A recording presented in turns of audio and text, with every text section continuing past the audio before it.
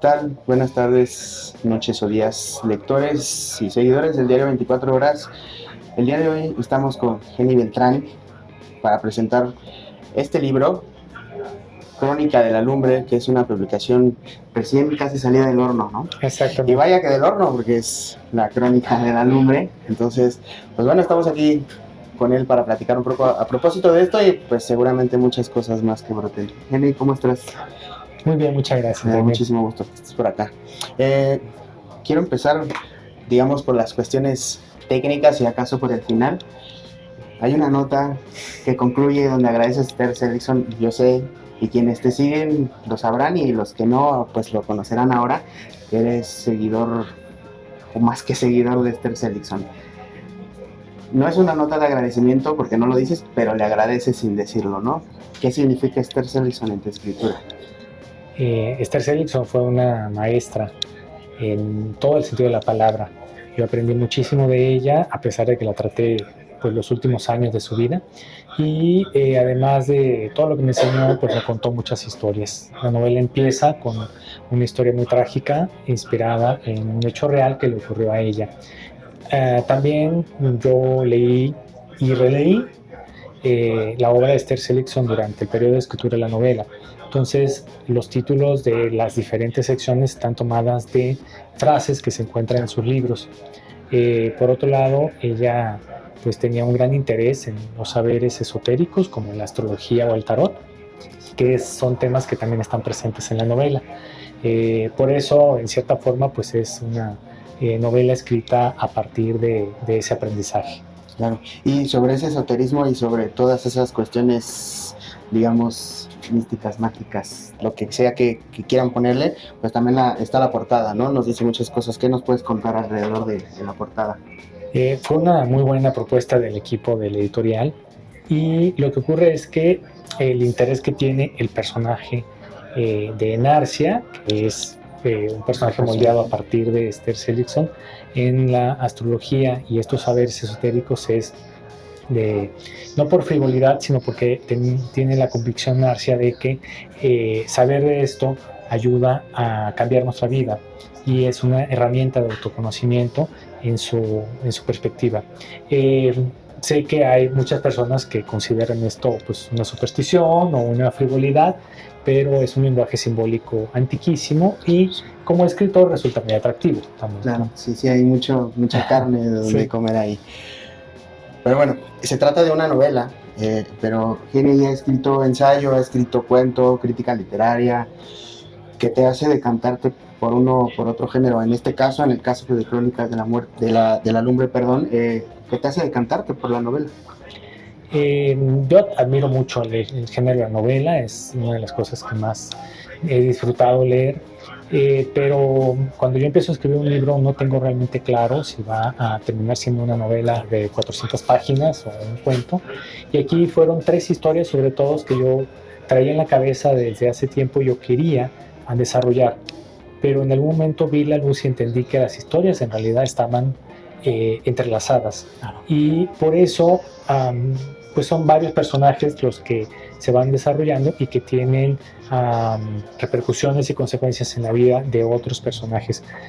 También era pues un interés de crear un cuadro de época de lo que fue la primera década del siglo XX, del siglo XXI, en Sinaloa sobre todo, con el trasfondo de la violencia del narcotráfico que se recrudeció exponencialmente en esa época, ¿no? Claro. Y a propósito de eso que dices, es un tema inagotable, pero muchas veces tocado desde un punto de aristas pues que no profundizan y que solamente, digamos, responden al tema amarillista, ¿no? Aquí tú, a través de los personajes, y a eso va mi pregunta, son complejísimos, ¿no? Tienen un montón de capas y aunque parece que no hay algunos personajes que solo aparecen en algunos momentos o menos que los principales, obviamente, aportan muchísima, digamos, muchísima esencia, muchísima vitalidad a la novela. ¿Crees que habría, digo, entiendo que es una intención para que funcione la historia, ¿no? Pero ¿crees tú que habría funcionado si los personajes no estuvieran así de construidos, si no fueran así de complejos? Siento que los seres humanos somos un amasijo de contradicciones. A veces queremos mucho algo y nos saboteamos, o amamos muchísimo a una persona y la lastimamos. Y esas contradicciones son muy enigmáticas, no sabemos de dónde viene, a veces son patrones patológicos. Yo tengo muchísima curiosidad por la manera como se desarrollan las relaciones interpersonales, tanto en la familia como en la pareja, porque ahí es donde realmente conocemos a las personas. En la familia, cuando somos niños, recibimos algunas heridas o traumas porque quizá nuestras necesidades emocionales no fueron satisfechas por nuestros padres o en general por la familia, y eso queda a lo largo de los años en nuestra vida, actuando como de manera oculta, ¿no? Eso me interesaba a mí mostrar en la vida de los personajes. Y por otro lado, pues está ese trasfondo tan violento de narcotráfico en Sinaloa, que es un mundo pues que yo he conocido porque yo viví mis primeros años en un pequeño pueblo en la Sierra de Durango, en el Triángulo Dorado, y luego terminé la infancia, estuve la primaria, la secundaria y la prepa en Culiacán, donde también es un fenómeno muy normalizado. Pero lo interesante para mí, ya desde la perspectiva que me da vivir en la Ciudad de México, es que a pesar de ese entorno tan violento y donde la violencia está vista ya como algo normal, pues la gente sigue haciendo su vida. La gente lleva a sus hijos a la escuela, la gente se enamora, la gente se endeuda o busca un futuro mejor. Eso me llama mucho la atención porque hay un influjo de la violencia en nuestra vida cotidiana, pero eso no imposibilita que tengamos una vida. Claro. Y a propósito de que no imposibilita que tengamos una vida, empezamos casi al revés y no hemos dicho de qué trata la novela y tal vez no seamos capaces de decir de qué trata porque es una novela complejísima, pero platiquemos la escena inicial, ¿no? Un hijo cita a sus padres al pie de un balcón y les confiesa que acaba de matar a quien era su novia. Acaso cometió un feminicidio, pero no lo cita para pedirles consejos ni para pedirles nada, sino para ver, lo cita para que ellos vean cómo se avienta del balcón de un 10º piso, me parece. Sí. Entonces, eso desencadena todo lo que sigue la historia. Eso es la primera 2-3 páginas, ¿no? Entonces, empieza potente, como platicábamos acá detrás, como Adiós Tomasa, que es la novela que antecede a esta. Entonces, podrán darse una idea a partir de eso. Es la madre de quien se avienta, de quien se mata. Narcia es la que es una de las personajes principales, y por el otro lado está Arsenio, ¿no? Digamos un periodista, sí. que deviene padre protector y por ello deja de ser periodista. A partir de esto, ¿qué puedes abonarnos acerca de la novela? Que digo que sería imposible estropearla porque tiene un montón de lados donde poder agarrar. Sí, pues fue un desafío muy grande precisamente por esas varias líneas narrativas de varios personajes. Son personajes que, como Narcia o Arsenio, pues han pasado por dificultades. En el caso de Narcia, pues es una tragedia lo que le ocurrió, y 9 años después no ha logrado superar ese dolor. Y Arsenio lo vive de manera indirecta porque su ex esposa, con quien se lleva muy mal, muere en un fuego cruzado afuera del estadio de fútbol de los Dorados en Culiacán, ¿no? Sí. Y esto altera su vida porque ahora tiene que hacerse cargo de la hija que tuvo con Rubí, y es un padre que no sabe cómo hacerle, mete la pata y toma la decisión de dejar su trabajo, donde tenía un futuro muy prometedor al parecer, como editor en un periódico allá en Culiacán. Me interesa mucho el mundo del periodismo. Yo creía que iba a ser periodista cuando estaba en la secundaria. Esa era la carrera que yo pensaba estudiar y a lo que me quería dedicar. Pero junto con la historia de ambos y la amistad que se forma a partir de que Narcia identifica en él ciertos rasgos que le recuerdan a su hijo suicida, es que van apareciendo otros personajes que en esos años, de más o menos 2006 a 2012, pues tienen una transformación. Que eso es lo que a mí me parece muy interesante de las novelas, por lo menos las novelas que yo he admirado, que un personaje empieza en una situación determinada, le van ocurriendo ciertas cosas, pero no le ocurren solo externamente, sino desde dentro, y eso provoca que se mueva de un lugar, que tenga una transmutación, porque somos seres dinámicos, somos seres que estamos constantemente redefiniéndonos. pero los personajes en la novela están en ese entorno tan violento, donde pues hay una forma de terrorismo doméstico, como le dirían, ¿no? Sí, sí. Hay episodios que están pasando estos mismos días en Culiacán, ¿no? Donde todo se paraliza porque hay una situación muy tensa, pero lo que me interesaba mostrar en ese cuadro de época era que al lado de la violencia y al lado de la muerte, y al lado de las ausencias que provoca la muerte, la vida tiene sus momentos también de ternura, tiene sus momentos de amistad, de solidaridad, de cuidado. No es exclusivamente la visión fatalista de que estamos condenados a pues la debacle social, porque hay un movimiento que hace Narcia que para mí es muy revelador. Narcia trata de adoptar de alguna manera a Arsenio, un treintón, un treintañero, ¿no? Sí, sí. Y piensa que puede cambiarle su vida. Eso es lo que a mí me da esperanza. Yo digo, pues, o sea, sí hay personas así, y eso implica que, aunque sea a nivel micro, a nivel de amistades o a nivel de las personas que establecen vínculos, no todo está perdido, ¿no? Sí, no. No, y la novela, a pesar de lo que acabamos de contar, es sumamente esperanzadora, ¿no? Y justo a eso iba. Ese contraste, a pesar de que es una novela que retrata la violencia de pe a pa, tiene escenas muy lindas, muy tiernas, como por ejemplo cuando Irlanda, la hija de Arsenio, se encuentra con su abuela en el sillón y le dice: acabo de soñar con mi madre. Y es una escena que uno siente y de pronto te dan ganas de llorar, ¿no? Porque antes te narra una cosa tremenda e incluso pues, bastante ruda, ¿no? ¿Cómo fue contrastar todo eso? Digo, acabas de decirnos que te interesan las complejidades, pero bien pudiste haber narrado la violencia y se acabó, ¿no? Pero ¿cómo fue contrastar todo eso tan lindo y luego, por otro lado, todo ese cabreo? Una preocupación que sinceramente tengo sobre cómo esta presencia constante de los actos violentos en la sociedad mexicana está impactando en las sensibilidades más vulnerables, que son los niños. Irlanda tiene como 8 años o 9 años, no me acuerdo cuando empieza la historia, y va pasando a la adolescencia, y también los ancianos están en una situación muy vulnerable. Es enfrentarse con la soledad, con la inmediatez de la muerte, y ese encuentro pues mucho se desprende de la vivencia de la ternura. Es decir, sí, la ternura es algo que parece no muy hollywoodense, parece ser algo cursi, pero cuando se manifiesta la verdad de las personas, en este caso de los personajes, de una manera tan auténtica como es una conversación entre una abuela y su nieta, es que esos personajes no se han doblegado, porque algo tan extraño en los seres humanos es que, a pesar de todo lo que nos pasa, a pesar de todo lo que leemos en las noticias, siempre vamos por el mundo pensando que nos va a ir mejor, que vamos a tener un futuro mejor, que nos vamos a ganar la lotería, o que nos vamos a enamorar de una persona que va a cambiar nuestra vida totalmente.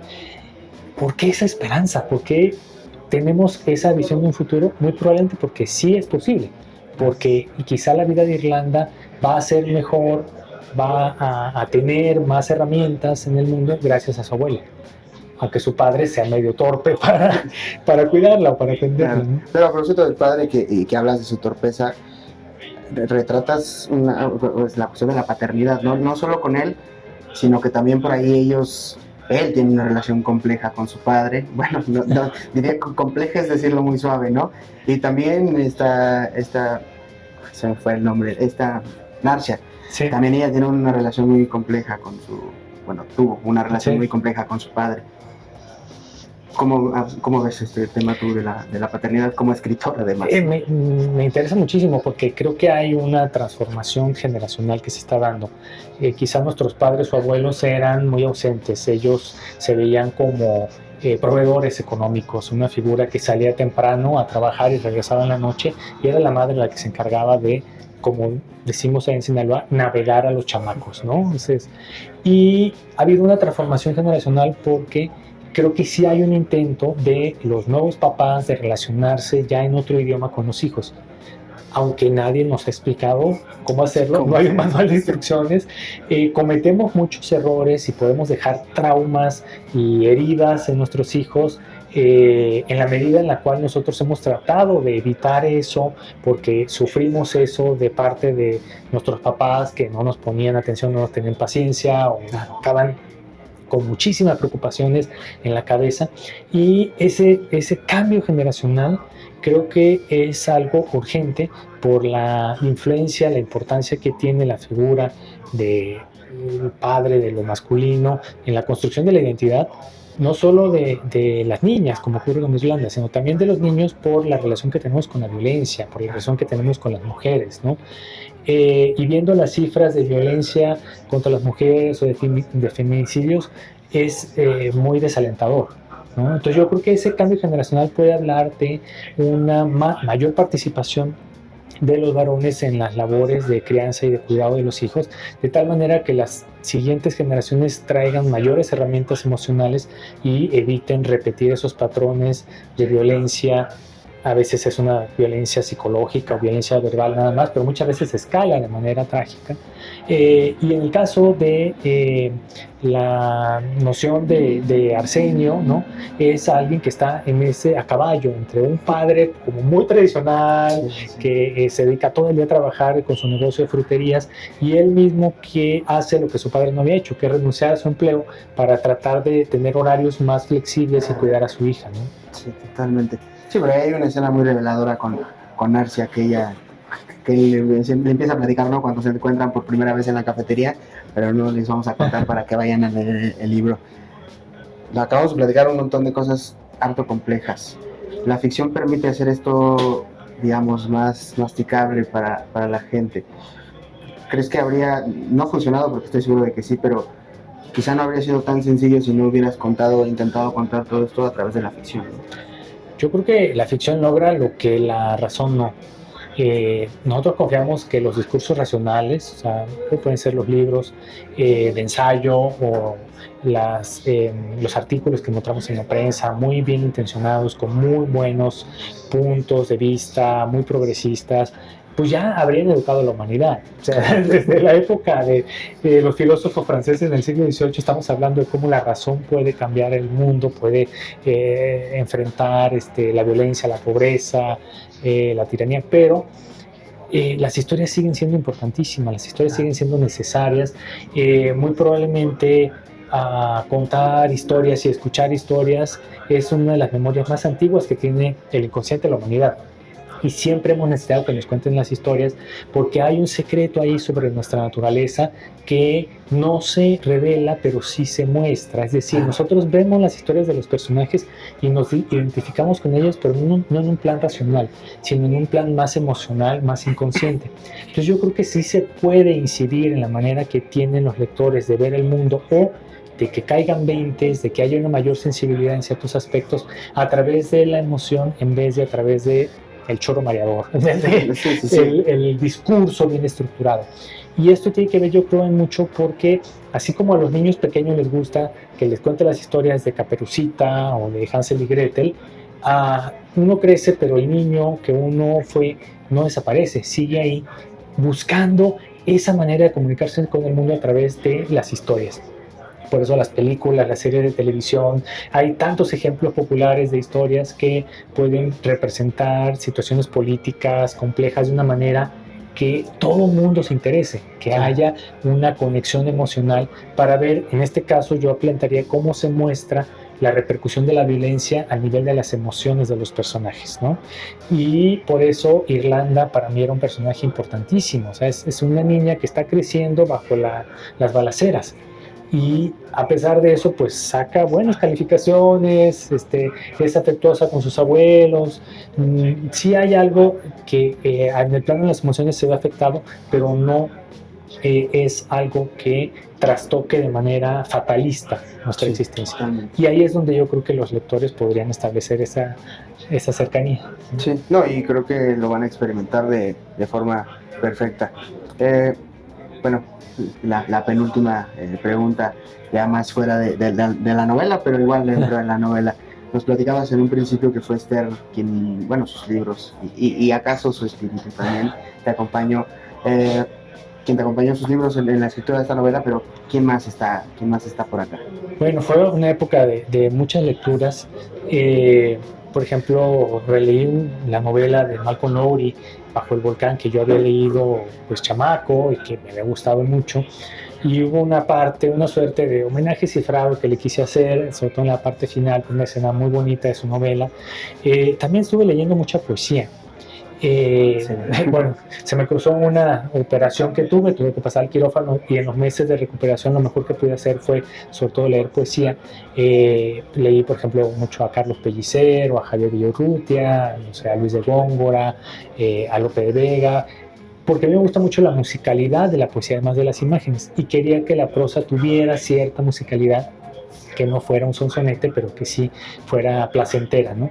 Entonces, creo que como durante todo este tiempo, pues lo que yo leía, yo sentía como que un ángel de la guarda literaria me lo acercaba, porque había algo ahí que me enriquecía, o que realmente me transformaba mucho, ¿no? Entonces sí, aunque lo principal fue Esther, sí fue un viaje de 4 años a lo largo de varias etapas, pero pues sobre todo lo que más disfruté fue el ir descubriendo cosas sobre mí mismo a la hora de desarrollar los personajes. Eso, claro, los lectores sí, bueno, a mí que me importa, que me sirve, ¿no? Pero sí fue un proceso que lo viví muy, muy emocionalmente. Cuando terminé la novela sentía yo como, ¿y ahora qué hago? ¿no? Sí, a lo mejor te vaciaste por completo, ¿no? Bueno, sí. Esto servirá como... A mí me gusta, cuando la terminé, me gustó pensar que eso, que vive en el mismo plano que Adiós Tomasa, porque retratan, si no cosas similares, bueno, más bien cosas similares, pero son historias bastante diferentes, ¿no? Finalmente, para que terminemos con la entrevista, acabas de publicar también, casi a la par, un libro de cuentos. Invitar a los lectores sí. a que también te lean a través de allá. Sí, en marzo salió un libro de cuentos que se titula No nos vamos a morir mañana, en el sello de la Universidad de Nuevo León, y es una compilación de 7 historias que escribí antes de Crónica de la Lumbre, y que tienen que ver con situaciones de crisis que experimentan personajes que van desde quinto de primaria hasta ya grandes, ya maduros, y que les causa algún tipo de descubrimiento sobre su ser, y son historias que también se entrecruzan, no tan abiertamente como Crónica de la Lumbre, pero sí hay personajes de un cuento que van caminando por la calle en otro cuento, y que tiene, según yo, algo que ver en lo que significa que las historias nunca terminan, que las historias realmente las cortamos en algún momento porque tenemos que cerrar un cuento, una novela, pero que si uno sigue el hilo, uno puede encontrar muchos secretos sobre la naturaleza humana a través de ese mar interminable de las historias en el cual estamos viviendo, y que en realidad pues es nuestra vida. Claro, y como a manera de reflexión final sobre eso que dices, pues un apunte. Este libro, y creo que la mayoría de tus libros, no terminan cuando cierras el libro, sino comienzan apenas cuando uno lo cierra, ¿no? Porque invitan pues muchísimo a la reflexión. Digamos que este tiene, gracias al auspicio de la editorial en que fue publicada, es decir, Alfaguara, lo encuentran en absolutamente todos lados. Sí. Entonces, apenas terminen de ver o leer esto, pues corran a comprar esta novela. Y muchas gracias. Muchísimas gracias, me ha sido un placer. Okay, nos estamos viendo, gracias.